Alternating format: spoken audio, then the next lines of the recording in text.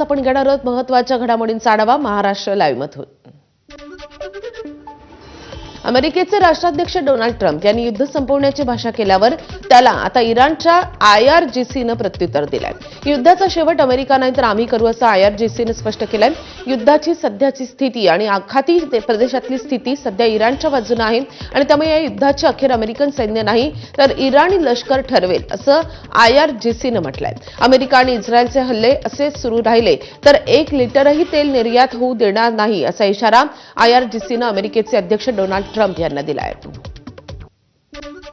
इराणने जागतिक तेल पुरवठा रोखला तर त्याचे गंभीर परिणाम त्यांना भोगावे लागतील अशी धमकी अमेरिकेचे अध्यक्ष डोनाल्ड ट्रम्प यांनी दिली आहे। तेल पुरवठ्यात खोडा घातला तर असा हल्ला करू की इराणला भविष्यात डोकं वर काढणं कठीण होऊन बसेल असंही ट्रम्प यांनी म्हटलंय। यावेळी त्यांनी युद्धाचा जागतिक तेल पुरवठ्यावर परिणाम होऊ देणार नाही असंही स्पष्ट केलंय। हॉर्मुझच्या सामुद्रधुनीतून तेलाची वाहतूक करणाऱ्या जहाजांना अमेरिकन नौदल सुरक्षा देईल असंही त्यांनी म्हटलंय। दरम्यान तेल पुरवठादार देशांवर काही निर्बंध असतील तर ते हटवण्यात आलेत असंही ट्रम्प यांनी जाहीर केलंय।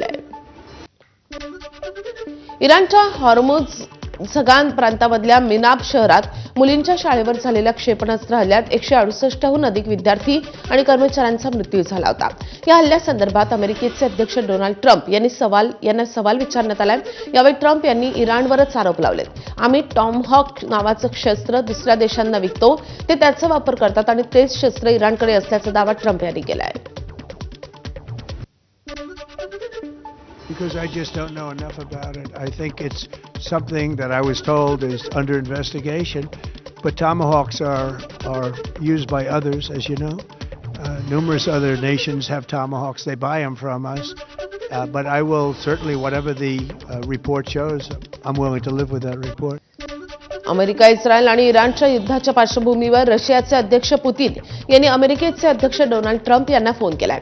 यावेळी दोन्ही नेत्यांनी आखाती देशांमधील युद्धाबाबत चर्चा झाल्याची माहिती आहे। दरम्यान युक्रेनसोबतच्या युद्धाबाबतही चर्चा झाली असून रशियाचे अध्यक्ष पुतिन लवकरच युद्धविरामाबाबत निर्णय घेण्याची शक्यता आहे। आखाती युद्धाचा कच्च्या तेलाला फटका बसल्यानं आता G7 देशांनी राखीव कच्चं तेल उपलब्ध करण्याची तयारी केली आहे। त्यानुसार 400 दशलक्ष बॅरेल कच्चं तेल बाजारात आणलं जाऊ शकतं। हे जवळपास 6320 कोटी लिटर इतकं तेल असेल। त्याचवेळी कच्च्या तेलाची वाहतूक नियमित करण्यासाठी अमेरिका देखील विशेष नियोजन करते। त्या अंतर्गतच इराणच्या खर्ग बेटांचा ताबा घेण्याची तयारी अमेरिकेने केली आहे। या बेटांवर इराणचा मोठा तेलसाठा आहे। G7 देशांचा राखीव साठा आणि खर्ग बेटांचा ताबा हे एकमेकांना पूरक असेलच असंही सांगितलं जात आहे।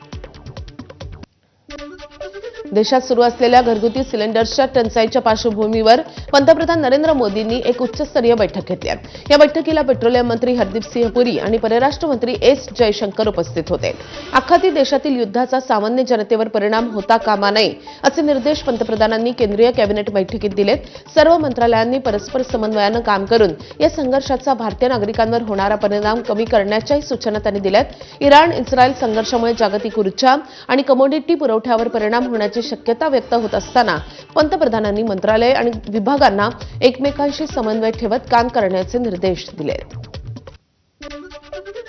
अमेरिका, इस्रायल आणि इराणच्या युद्धामुळे आखाती देशांमधील वाढता तणाव पाहता केंद्र सरकारनं एक मोठा निर्णय घेतलाय। गॅसची साठेबाजी रोखण्यासाठी केंद्र सरकारकडून आता ISMA म्हणजेच अत्यावश्यक सेवा देखभाल कायदा संपूर्ण देशात लागू करण्यात आलाय। कुठल्याही अडथळ्याशिवाय घरगुती गॅस पुरवठा सुरळीत सुरू करण्यासाठी सरकारनं हे पाऊल उचललंय। सरकारनं रिफायनरी कंपन्या, पेट्रोलियम कंपन्यांना निर्देश देत त्यांना LPGचं उत्पादन जास्तीत जास्त वाढवण्याच्या सूचना दिल्यात। तसंच कंपन्यांनी हायड्रोकार्बन उत्पादन युनिटला LPG उत्पादनाकडे वळवावं असे निर्देश देण्यात आले आहेत। देशात गॅस किंवा पेट्रोल डिझेलचा कोणताही तुटवडा नाही। नागरिकांनी घाबरून न जाता अफवांवर विश्वास ठेवू नये असं आवाहन पेट्रोलियम मंत्रालयानं केलंय। आंतरराष्ट्रीय संघर्षामुळे पुरवठ्यावर परिणाम झाल्याच्या खोट्या बातम्या पसरवल्या जात आहेत। पुरेसा साठा उपलब्ध असून सर्वांना गॅसचा पुरवठा सुरळीत सुरू राहील याची खात्री देण्यात आली आहे। गॅस तुटवड्यावर पेट्रोलियम मंत्रालयाकडून समिती स्थापन केल्याची सूत्रांची माहिती आहे। राज्यातील गॅस तुटवड्याबाबत महानगर गॅसनं निवेदन जाहीर केलंय. महानगर गॅस लिमिटेडनं स्पष्ट केलंय की मुंबई आणि आसपासच्या भागात सीएनजी आणि पीएनजीचा पुरवठा सुरळीत राहील. जागतिक ऊर्जा बाजारातील अस्थिरतेचा परिणाम घरगुती पुरवठ्यावर होणार नसल्याचे एमजीएलनं स्पष्ट केलंय. घरगुती पीएनजी आणि सीएनजीचा पुरवठा 100% देशांतर्गत उत्पादित गॅसद्वारे केला जात असल्यानं त्यात कपात करण्यात आलेली नसल्याची माहिती महानगर गॅसनं दिली आहे. राज्यातील गॅसच्या तुटवड्याबाबत अन्न व नागरी पुरवठा मंत्री छगन भुजबळ यांनी मुख्यमंत्री फडणवीसांशी चर्चा केली आहे. घरगुती गॅसचा तुटवडा होऊ नये यासाठी लक्ष द्यावं अशी भूमिका मांडल्याची माहिती भुजबळ यांनी दिली आहे. राज्यामध्ये व्यावसायिक गॅसच्या तुटवड्यामुळे हॉटेल्स बंद होण्यास सुरुवात झाली आहे. याच पार्श्वभूमीवर हॉटेल मालकांनी अन्न व नागरी पुरवठा मंत्री छगन भुजबळ यांची भेट घेतली होती. भारत सरकारनं जी एक ऑर्डर काढलेली आहे त्याच्यामध्ये त्यांनी सर्व कंपन्या ज्या आहेत त्या ऑइल कंपन्यांना म्हटलं आहे की तुम्ही जे घरगुती वापराचा जो वायू आहे त्याच्यावरच पूर्ण लक्ष द्या. सोडली त्याच्यावरच फक्त डोमेस्टिक जो आहे सप्लाय लोकांना बरोबर तो कुठेही अडचणीत येता कामा नये. तर मग रॉकेल देता येईल का, रॉकेल घेतील का, त्याच्यावर पण चर्चा केली. पिंपरी चिंचवड शहरात पुढील 2 महिन्यात तब्बल 10,000 लग्न सोहळे होणार आहेत. मात्र युद्धामुळे गॅसचा तुटवडा निर्माण झाल्यानं हे लग्न सोहळे पुढे ढकलण्याची वेळ येण्याची भीती व्यक्त होतीये. शहरातील 450 केटरर्स या लग्नातील जेवणाच्या ऑर्डर्स रद्द करतायत. केटरर्सकडून तसा निरोप वर आणि वधूच्या कुटुंबियांना देण्यास सुरुवात झाली आहे. त्यामुळे लग्न सोहळे पुढे ढकलायचे का असा विचार करण्याची वेळ शेकडो कुटुंबियांवर येऊन ठेपली आहे. त्यातूनही अधिकचे पैसे मोजून गॅसची जुळवाजुळव केल्यास केटरर्स प्रति थाळीमागे 10 ते 20% दरवाढ करण्याच्या तयारीत आहेत आणि त्यामुळे लग्न सोहळ्यात उत्तम मेजवानी हवी असल्यास खिशाला चापही बसू शकतो. मात्र काहीही केलं असता गॅस उपलब्ध झालाच नाही तर मात्र केटरर्सला मोठा फटका बसणार आहे. सोबतच त्यांच्याकडील 45,000 कर्मचाऱ्यांच्या रोजगाराचा प्रश्नही यामुळे निर्माण होणार आहे. आखाती देशात सुरू असलेल्या युद्धाचा नाशिक जिल्ह्यातील शेतकऱ्यांना मोठा फटका बसलाय. गेल्या वर्षीच्या तुलनेत यंदा द्राक्ष निर्यातीत 50% घट झाली आहे. मागील वर्षी नाशिकमधून 1,31,000 मेट्रिक टन द्राक्ष निर्यात झाली होती. यंदा मात्र केवळ 65 ते 70,000 मेट्रिक टन द्राक्षांची निर्यात झाल्याची माहिती कृषी विभागानं दिली आहे आणि त्यामुळे नाशिकमध्ये द्राक्ष उत्पादक शेतकरी संकटात सापडला आहे. इराण इस्रायल युद्धाचा फटका नाशिकच्या मिसळ इंडस्ट्रीला देखील बसणार आहे. नाशिक शहरातल्या विविध मिसळ हॉटेल्समध्ये सध्या गॅसचा तुटवडा जाणवतोय. अनेक मिसळ सेंटरवर गॅस फार तर 1 ते 2 दिवस पुरेल इतका शिल्लक आहे. या दरम्यान गॅस सिलेंडर उपलब्ध झाले नाहीत तर हॉटेलला टाळं लावण्याची वेळ येणार आहे.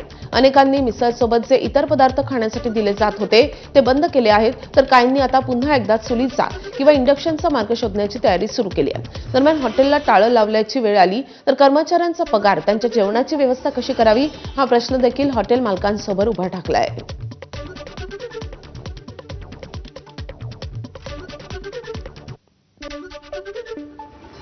सध्या आखाती देशात सुरू असलेल्या युद्धाचा परिणाम गॅस पुरवठ्यावर सर्वत्र सुरू झालाय आणि त्यामुळे शासनानं व्यावसायिक स्वरूपाच्या गॅस सिलेंडरचा पुरवठा काही प्रमाणात बंद केल्यानं हॉटेल व्यवसाय धोक्यात आलाय. रायगड जिल्ह्यातल्या अलिबागमधील हॉटेल व्यावसायिक यामुळे चिंतेत आहेत. आमच्याकडे केवळ 2 ते 4 दिवस पुरतील एवढेच सिलेंडर आहेत आणि त्यामुळे पुढील काही दिवसात हे सिलेंडर मिळतील की नाही अशी भीती या हॉटेल व्यावसायिकांना लागून राहिली आहे. तर रायगडमध्ये 23 गॅस एजन्सीज असून सर्व एजन्सीकडे पुरेसा साठा उपलब्ध असल्याची माहिती गॅस वितरणाचे समन्वय अधिकारी राजीव कनोजिया यांनी दिली आहे.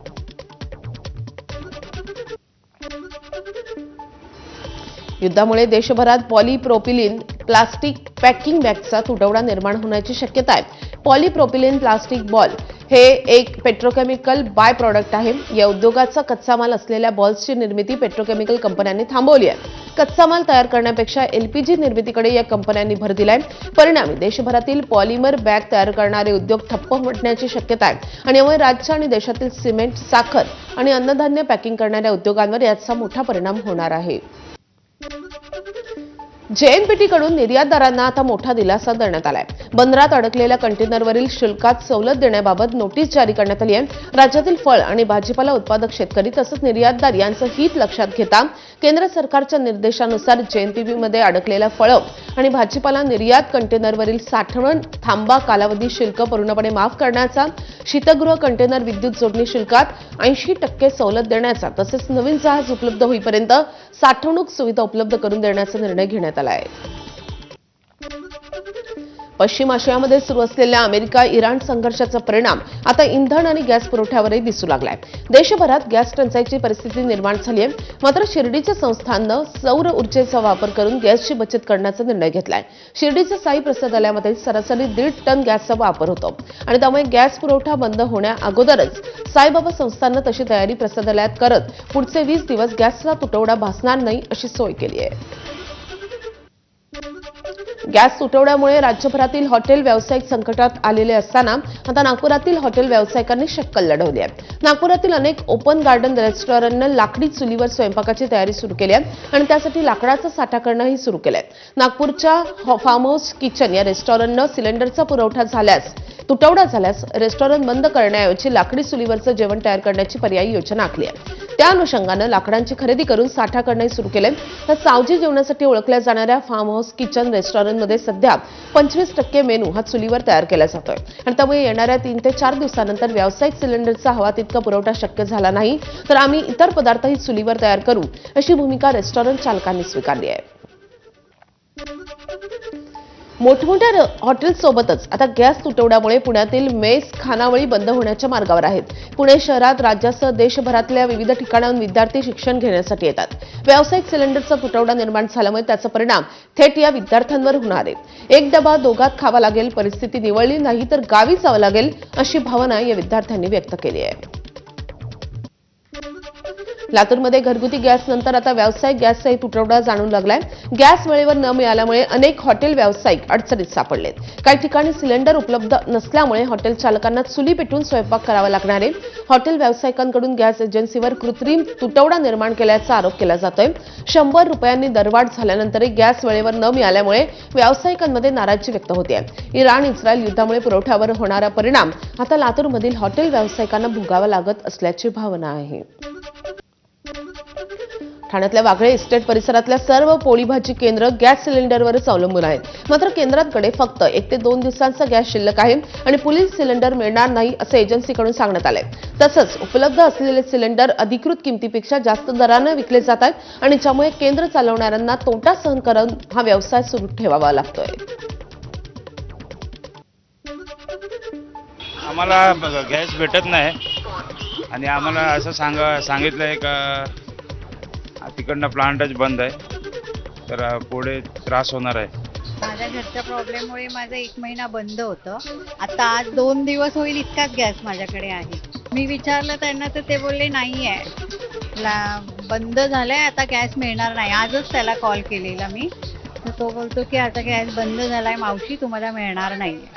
आता हा इराण, अमेरिका आणि इस्रायल यांचा जो संयुक्त युद्ध चालू आहे त्याचा आपल्या भारतावर खूप मोठा परिणाम आहे. हा जो परिणाम जो आहे तो गॅस फक्त काहीतरी वाढवण्यामध्ये मागे काहीतरी 200 या 300 रुपयाचा काहीतरी ऐकलं होता, पण डायरेक्टली 400-500 रुपयाने वाढवणं म्हणजे आमच्या रोजीरोटीवर खूप मोठा परिणाम होईल. मला सांगितलं नाही भेटणार म्हणून आता. पण याच्यामध्ये जो आत्ताचा जो रेट आहे त्या रेट तो कितीचा आहे? 2300 रुपये सांगितलंय आम्हाला. हो. आणि रोज किती देता? 1750. एवढा हा जो भाव वाढलाय तो तुम्हाला परवडणार आहे का? नाही. अमेरिका, इस्रायल आणि इराण युद्धाचा फटका राज्यातल्या हॉटेल व्यवसायाला बसलाय.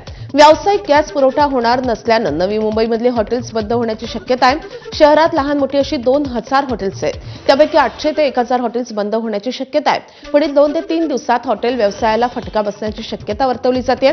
सध्या 1800 रुपयांना मिळणारा व्यावसायिक गॅस सिलेंडर 2500 रुपयांवर गेलाय आणि त्यामुळे सरकारनं हॉटेल व्यावसायिकांना मिळणारा गॅस पुरवठा बंद होणार नाही याकडे लक्ष देण्याची गरज असल्याचं हॉटेल व्यावसायिकांनी म्हटलंय.